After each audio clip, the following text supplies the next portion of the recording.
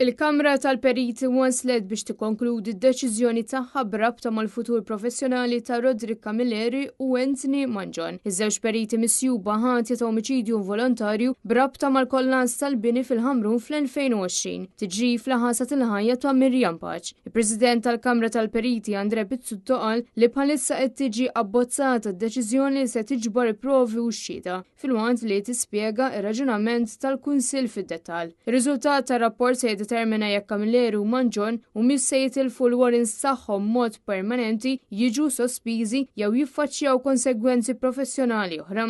Fil-proċeduri tal-qorti huma diġà taw sentenza ta' xogħol fil-komunità. Andre Pizzutto ikkonferma li r-ruling tal-Kamra tal-Periti bħalissa qed jiġi abbozzat u mistenni li jiġi ppubblikat fil-ġimgħat li ġejjin. Sissa ż-żewġ periti għadhom qed iżommu l-warrants professjonali tagħhom. Il-Kamra kellha tistenna li l-proċeduri tal-qorti jiġu konklużi qabel ma bdiet l-investigazzjoni tagħha dwar l-imġiba professjonali tagħhom. Dak il-proċess li kien jinvolvi l-valutazzjoni tal-evidenza u smigħ tax-xhieda ġie konkluż fis-sajf li għadha.